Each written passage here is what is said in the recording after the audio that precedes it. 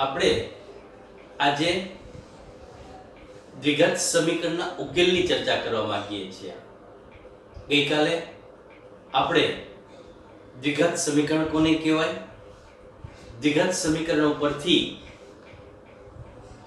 એની માહિતી જે આપેલી છે, હવે એના ઉકેલની વાત કરવા માંગીએ છીએ। તો વિદ્યાર્થી મિત્રો, દ્વિઘાત સમીકરણનો ઉકેલ કોને કહેવાય?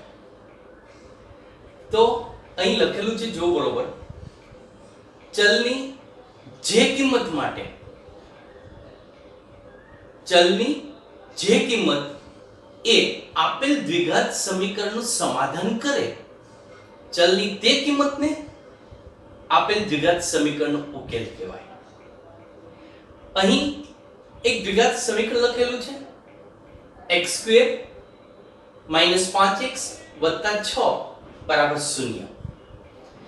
આ દ્વિઘાત સમીકરણમાં x ની જગ્યાએ હું 2 લઉં છું, જોઈ શકાય છે અહીં x ની 2 ઘાત છે, x ની જગ્યાએ 2 નો વર્ગ, -5 એને ગુણ્યા x તો -5 એને ગુણ્યા 2 + 6, સાદુરૂપ આપીએ 2 નો વર્ગ 4, -5 એને ગુણ્યા 2 -10 + 6, આ +4 + 6 એનો સરવાળો 10, -10 = 0। એટલે કે આ દ્વિઘાત સમીકરણની અંદર x ની જગ્યાએ 2 મૂકતા જવાબ આપણને 0 મળે છે, માટે એમ કહી શકાય કે x = 2 છે એ આપેલ દ્વિઘાત સમીકરણનો ઉકેલ છે। વિદ્યાર્થી મિત્રો, આ જ રીતે આ જ સમીકરણની અંદર x ની કિંમત 3 લઈએ તો પણ આ દ્વિઘાત સમીકરણ છે એનું સમાધાન થાય છે, એટલે કે હજુ એક ઉકેલ x = 3 પણ આનો ઉકેલ મળશે। તો આપણે પ્રશ્ન થાય, દ્વિઘાત સમીકરણ કેટલા ઉકેલ હોઈ શકે? તો દ્વિઘાત સમીકરણ છે એમને વધુમાં વધુ 2 ઉકેલ હોય છે। એનો અર્થ એમ થાય, દ્વિઘાત સમીકરણના ઉકેલની સંખ્યા કાં તો 2 હોય, કાં તો 1 હોય, અથવા તો એનો ઉકેલ ન પણ હોય। વિદ્યાર્થી મિત્રો, તો આ દ્વિઘાત સમીકરણનો ઉકેલ કઈ રીતે મળી શકે? તો એ ઉકેલ માટે અલગ અલગ 3 રીતો છે, તો જોઈએ આપણે એ 3 રીતો। વિદ્યાર્થી મિત્રો, દ્વિઘાત સમીકરણના ઉકેલ માટે 3 રીતો છે। એક છે અવયવની રીત, બીજું છે પૂર્ણ વર્ગની રીત, અને ત્રીજું દ્વિઘાત સૂત્રની રીત છે। તો વિદ્યાર્થી મિત્રો, અત્યારે તમને અવયવની રીતે દ્વિઘાત સમીકરણનો ઉકેલ કઈ રીતે મેળવાય એની આપણે ચર્ચા કરીએ છીએ। એના પછીના ભાગની અંદર પૂર્ણ વર્ગની રીત અને દ્વિઘાત સૂત્રની રીત કઈ રીતે ઉકેલ મળી શકે એની આપણે ચર્ચા કરીશું। સૌથી પહેલા અહીં એક રકમ લખેલી છે, x² - 5x + 6 = 0। એનો ઉકેલ અવયવની રીતે આપણે શોધવો છે। તો અહીં જે દ્વિઘાત બહુપદી છે એ દ્વિઘાત બહુપદીના આપણે અવયવ પાડવાના છે। વિદ્યાર્થી મિત્રો, યાદ કરો, પ્રકરણ 2 ની અંદર બહુપદીના શૂન્ય શોધો, તો બહુપદીના શૂન્ય શોધો અને દ્વિઘાત સમીકરણનો અવયવની રીતે ઉકેલ શોધો, બંને વસ્તુ સમાન જ છે। અહીં x² - 5x + 6 જે દ્વિઘાત બહુપદી છે, તો ઈ ત્રિપદીના અવયવ છે। યાદ કરી લે, ત્રિપદીના અવયવ કઈ રીતે પડી શકે કે સૌથી પહેલા અંતિમ પદની નિશાની જોવાની છે, પ્લસ છે, તો 6 ના એવા અવયવ પાડો કે જેનો સરવાળો 5 થાય। તો 6 ના 2 ભાગ પડ્યા, 3 અને 2, તો ભાગ પડશે જો x² - 3x - 2x + 6 = 0। 6 ના એવા 2 અવયવ પાડો, ફરીથી સાંભળો, 6 ના 2 એવા અવયવ પાડો કે જેનો સરવાળો 5 થાય। તો 3 દુ 6, 2 ભાગ પડ્યા, સરવાળો કરતા હોય તો બંને ભાગ પડેલી નિશાની છે એ મધ્યમ પદ જેવી જ આવે, માટે -3x અને -2x। ત્યાર પછી બબે પદની જોડી બનાવવાની છે મિત્રો।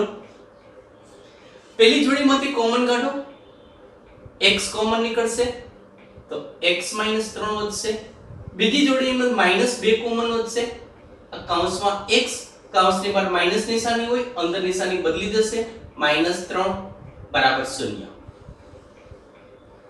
ફરી એક વખત x - 3 બંનેમાં કોમન છે, x - 3 કોમન કાઢો, બાકી વધશે x - 2 = 0। અહીં જો મિત્રો કે બે કૌંસનો ગુણાકાર શૂન્ય છે.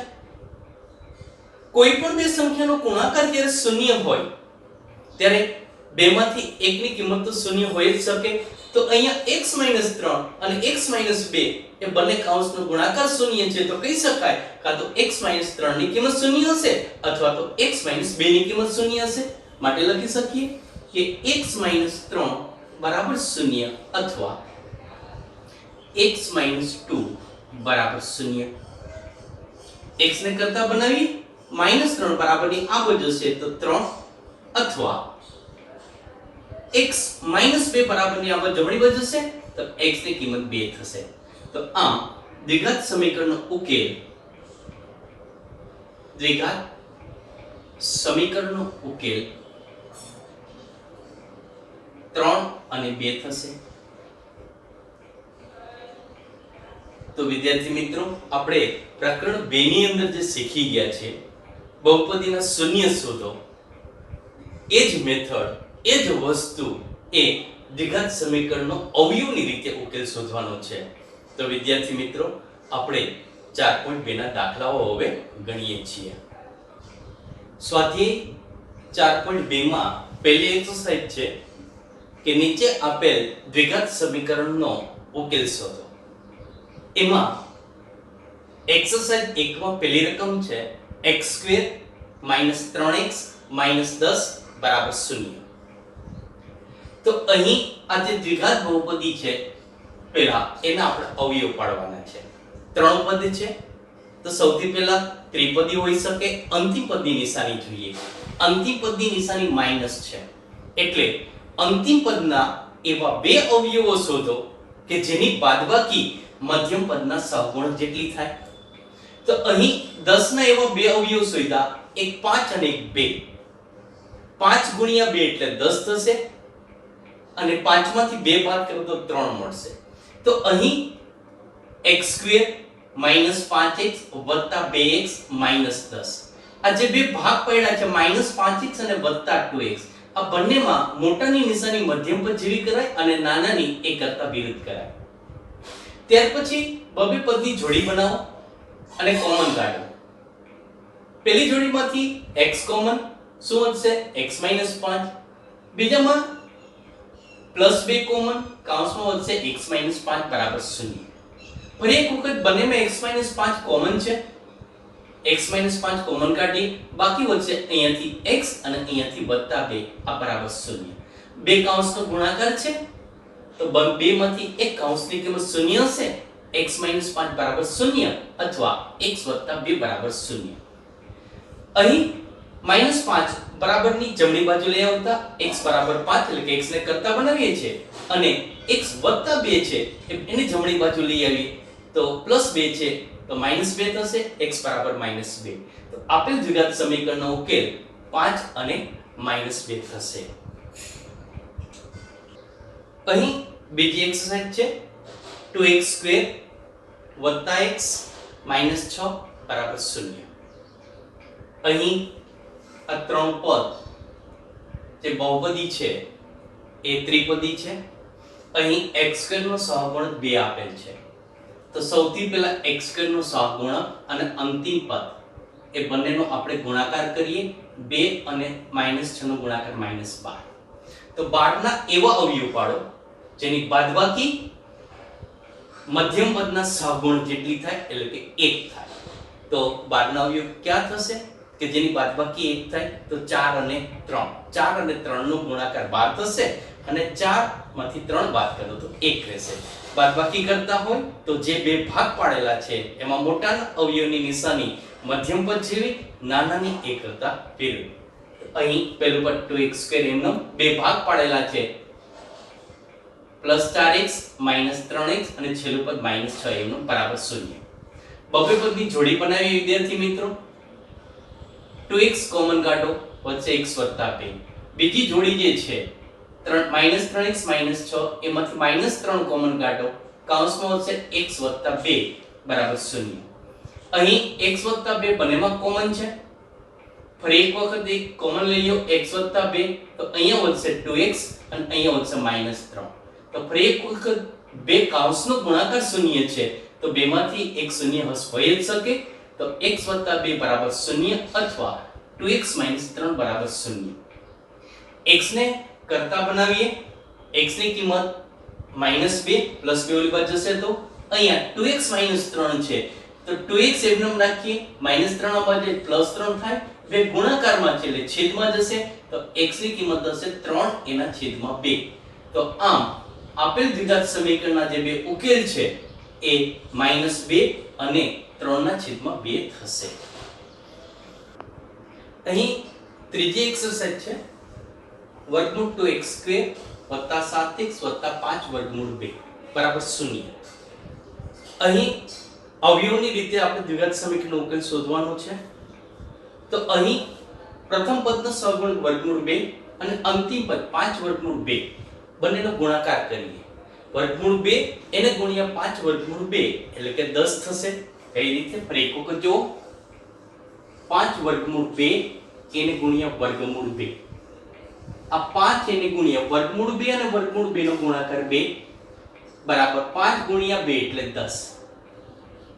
તો અહીં પ્રથમ પદનો સહગુણક અને અંતિમ પદ છે એમનો ગુણાકાર કરીએ તો 10 થશે. 10 ના એવા અવયવ પાડો કે જેનો સરવાળો 7 થાય. તો 10 ના બે ભાગ પડશે, 5 અને 2. 5 અને 2 નો સરવાળો 7 અને 5 અને 2 નો ગુણાકાર 10 થશે. તો અહીંયા વર્ગમૂળ 2x² + 2x + 5x + 5 વર્ગમૂળ 2 આ બબે પદની જોડી બનાવો વિદ્યાર્થી મિત્રો. પહેલી જોડી વર્ગમૂળ 2x² + 2x છે, એમાંથી કોમન કાઢો તો વર્ગમૂળ 2 અને અહીંયા 2 છે, 2 એટલે વર્ગમૂળ 2 ગુણ્યા વર્ગમૂળ 2 એટલે 2 થાય. તો વર્ગમૂળ 2 કોમન છે. અહીં x ની 2 ઘાત છે, અહીં x ની 1 ઘાત છે, ઓછી ઘાતો હંમેશા કોમન નીકળે એટલે કે વર્ગમૂળ 2x કોમન વધશે. કૌંસમાં વધશે પહેલા પદમાંથી વર્ગમૂળ 2x લઈ લી તો બાકી વધશે x, બીજા પદમાંથી વર્ગમૂળ 2x લઈ લી તો બાકી વધશે વર્ગમૂળ 2. બીજું જે જોડી છે એમાંથી 5 કોમન નીકળશે, બાકી વધશે x + વર્ગમૂળ 2 આ બરાબર 0. બંનેમાં કૌંસ સરખા છે, x + વર્ગમૂળ 2. તો ફરી એક વખત કોમન કાઢીએ, x + વર્ગમૂળ 2 કોમન, તો બાકી વધશે વર્ગમૂળ 2x + 5. બંને કૌંસનો ગુણાકાર 0 છે તો x + વર્ગમૂળ 2 બરાબર 0 અથવા વર્ગમૂળ 2x + 5 બરાબર 0. અહીં x ને કરતા બનાવીએ તો x ની કિંમત -વર્ગમૂળ 2 અને અહીંયા x ને કરતા બનાવીએ +5 બરાબરની આ બાજુ -5 અને વર્ગમૂળ 2 છે એ એક સાથે ગુણાકારમાં છે એટલે છેદમાં જશે એટલે કે વર્ગમૂળ 2. તો આમ આપેલ દ્વિઘાત સમીકરણનો ઉકેલ -વર્ગમૂળ 2 અને -5 વર્ગમૂળ 2 થશે. એક્સરસાઇઝ 1 માં ચોથો દાખલો છે 2x² - x + 1/8 બરાબર 0. તો વિદ્યાર્થી મિત્રો અહીંયા જે બહુપદી આપેલી છે એ અપૂર્ણાંક વાળી દેખાય છે. તો કોઈ પણ જગ્યાએ સમીકરણમાં જ્યારે પણ અપૂર્ણાંક આવે ત્યારે લસા વડે આખા સમીકરણને ગુણી અને પૂર્ણાંક સમીકરણ હંમેશા મેળવી લેવાય. તો અહીંયા છેદમાં 8 છે, આખા સમીકરણને 8 વડે ગુણીએ તો 8 ગુણ્યા 2x નો વર્ગ એટલે 16x², 8 એને ગુણ્યા -x એટલે -8x, 8 એને ગુણ્યા 1/8 તો 8 તૂટી જશે, બચશે 1 બરાબર 0. તો અહીંયા જે સમીકરણ મળ્યું છોકરાઓ તો એ સાદું સમીકરણ થઈ ગયું, અપૂર્ણાંક નીકળી જાય છે. તો હવે આને આપણે અવયવ પાડવાના છે. 16 ગુણ્યા 1 નો ગુણાકાર 16, 16 ના એવા બે અવયવ પાડો એનો સરવાળો 8 થાય. તો 16 ના ભાગ પડે 4 ગુણ્યા 4 એટલે 16 અને સરવાળો 8 છે. તો 16x² અહીં -8x ના કુલ ભાગ પડ્યા -4x -4x અને અંતિમ પદ +1 બરાબર 0. બબે પદની જોડી બનાવી કોમન કાઢીએ. પહેલી જોડીમાંથી 4x કોમન તો બાકી વધશે 4x - x, -1 કોમન બાકી વધશે કૌંસમાં 4x - 1 બરાબર 0. ફરી એક વખત બંને કૌંસ સમાન છે, કોમન કાઢીએ 4x - x તો વધશે અહીંયાથી 4x અને અહીંયાથી -x. તો 4x - 1 બરાબર 0 અથવા 4x - 1 બરાબર 0. તો x ની કિંમત 1/4 અથવા x ની કિંમત 1/4. વિદ્યાર્થી મિત્રો અહીંયા જુઓ આ બે ઉકેલ છે પણ આ બંને ઉકેલ કેવા છે? સમાન જ છે ને. તો એનો અર્થ એમ થાય કે આપેલ દ્વિઘાત સમીકરણનો ઉકેલ માત્ર શું છે 1/4. જ્યારે ઉકેલની વાત કરતા હતા ત્યારે તમને કીધું હતું દ્વિઘાત સમીકરણને વધુમાં વધુ બે ઉકેલ હોય, એનો અર્થ જે થાય બે ઉકેલ હોય એક ઉકેલ હોય અથવા તો ઉકેલ ન પણ હોય તો અહીં આપેલ દ્વિઘાત સમીકરણ જે છે એને એક માત્ર એક જ ઉકેલ છે. તો વિદ્યાર્થી મિત્રો આ જ રીતે એક્સરસાઇઝ 1 માં પાંચમો દાખલો જે છે એ તમને હોમવર્કમાં આપું છું. તમે હોમવર્ક તમારી જાતે સ્વપ્રયત્ને ગણવાનો રહેશે. વિદ્યાર્થી મિત્રો એક્સરસાઇઝ 3 એક કુટ પ્રશ્ન છે. રકમ લખેલી જ છે કે એવી બે સંખ્યા શોધો કે જેઓનો સરવાળો 27 હોય પરંતુ એનો ગુણાકાર છે 182 થવો જોઈએ. તો વિદ્યાર્થી મિત્રો માહિતી ઉપરથી દ્વિઘાત સમીકરણ કઈ રીતે બનાવાય એ આગલા ભાગમાં આપણે શીખી ગયા છે. ત્યાં તમને કીધું હતું કે એક સેન્ટેન્સ ઉપરથી આપણે ચલ ધારવાના છે અને બીજા સેન્ટેન્સ ઉપરથી આપણે સમીકરણ બનાવવાનો પ્રયત્ન કરવાનો છે. તો અહીંયા પહેલું સેન્ટેન્સ છે કે બે સંખ્યાઓ છે એનો સરવાળો 27 છે. તો એક સંખ્યા x ધારીએ તો બીજી સંખ્યા શું થશે કે 27 માંથી આપેલી સંખ્યા બાદ કરો એટલી થશે. તો કે 27 - x. એક સંખ્યા x હોય તો બીજી સંખ્યા શું થશે 27 - x. એમનું સમજી લઈએ. દાખલા તરીકે આપણે કહીએ કે બે સંખ્યાનો સરવાળો 27 છે, એક સંખ્યા 20 હોય તો બીજી શું થશે 7. કારણ કે 27 માંથી 20 બાદ કરો તો કેટલા મળે આપણને 7. તો અહીં એક સંખ્યા x હોય તો બીજી સંખ્યા હંમેશા શું થશે 27 - x કારણ કે એમનો સરવાળો 27 છે. બીજું વાક્ય આપેલું છે કે એમનો ગુણાકાર છે એ 182 છે.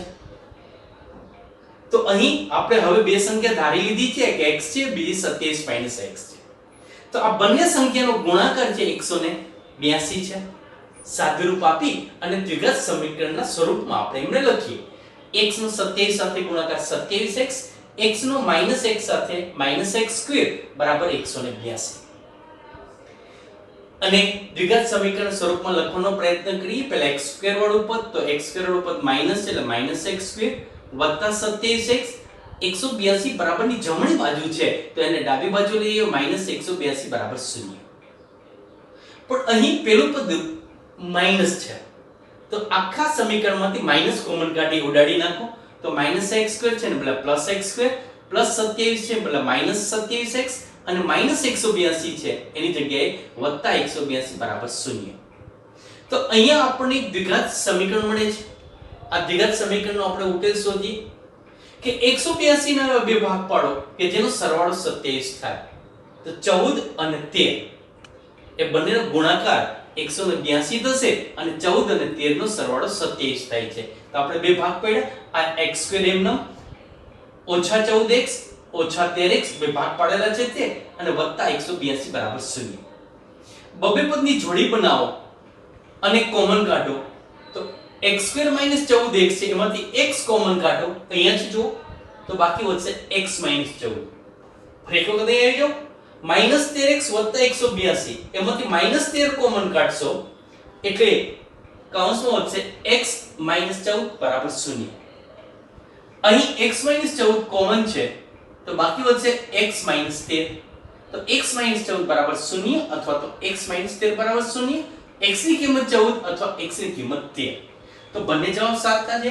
જો x ની કિંમત 14 લઈએ વિદ્યાર્થી મિત્રો જુઓ બરાબર x ની કિંમત આ x જગ્યાએ 14 મૂકો 14 તો બાકી વધશે 27 - 14 એટલે કે 13. તો બીજી સંખ્યા શું વધશે 13. જો x બરાબર 14 લઈએ તો ઉકેલ મળે 14 અને 13. x બરાબર 13 લઈએ અહીં x ની જગ્યાએ 13 મૂકો તો 27 - 13 એટલે કે 14 તો બીજી સંખ્યા 14 મળશે. તો ઉકેલ 14 અને 13 અથવા તો 13 અને 14 બંને સમાન છે તો આપેલ દ્વિઘાત સમીકરણનો ઉકેલ 14 અને 13 થશે. વિદ્યાર્થી મિત્રો એ પછીનો કોડ પ્રશ્ન છે કે જેના વર્ગોનો સરવાળો 365 થાય 365 જેમના વર્ગોનો સરવાળો 365 થાય એવી બે ક્રમિક ધન પૂર્ણાંક સંખ્યાઓ શોધવાની છે.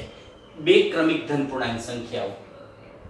તો વિદ્યાર્થી મિત્રો બે ક્રમિક ધન પૂર્ણાંક સંખ્યા શોધવાની છે તો આપણે ધારી લઈએ કે બે ક્રમિક ધન પૂર્ણાંક સંખ્યાઓ એક x ધારીએ અને એના પછી જ આવતી સંખ્યા કઈ થશે તો કે એક ઉમેરી એટલી એટલે x હોય પહેલી સંખ્યા તો એના પછીની સંખ્યા x વત્તા 1 થાય. તો આપણે બે ક્રમિક ધન પૂર્ણાંક સંખ્યાઓ ધારી લીધેલ છે, એક સંખ્યા x અને બીજી સંખ્યા x વત્તા 1 છે. અહીં રકમમાં એમ કીધું છે કે જેના વર્ગોનો સરવાળો 365 થાય તેના ઉપરથી આપણે સમીકરણ બનાવવાનો પ્રયત્ન કરીએ કે પહેલી સંખ્યા x છે, બીજી સંખ્યા x વત્તા 1 છે, એમનો વર્ગ કરીએ અને આ બંનેનો સરવાળો 365 છે. એટલે સમીકરણ બનશે માહિતી ઉપરથી x નો વર્ગ વત્તા x વત્તા 1 નો વર્ગ બરાબર 365. આ x² એમનો અહીંયા કૌંસ x વત્તા 1 કૌંસ ઉપર વર્ગ છે, વર્ગનું વિસ્તરણ કરી x નો વર્ગ વત્તા 2 ગુણ્યા પહેલું પદ ગુણ્યા બીજું પદ એટલે 2x અને વત્તા અંતિમ પદનો વર્ગ 1 નો વર્ગ 1. આ 365 બરાબરની જમણી બાજુ છે અને ડાબી બાજુ લઈએ -365 બરાબર 0. સજાતી પદોના સરવાળા કરી x² વત્તા x² એટલે 2x² થશે. આ વત્તા 2x એક જ પદ છે એમનેમ રાખીએ. 1 ઓછા 365 એટલે -364 થશે બરાબર 0. દરેકમાં 2 કોમન નીકળશે, 2 કોમન કાઢી ઉડાડી દઈએ તો x² વત્તા x -182 બરાબર 0 થશે. તો આપણને આ એક દ્વિઘાત સમીકરણ મળશે. આ દ્વિઘાત સમીકરણનો આપણે અવયવની રીતે ઉકેલ શોધીએ. 182 ના એવા બે અવયવો પાડો કે જેની બાદબાકી અંતિમ પદ માઈનસ છે એટલે કે બાદબાકી મધ્યમ પદનો સહગુણક 1 થાય. તો એ બે ભાગ પડશે 14 અને 13.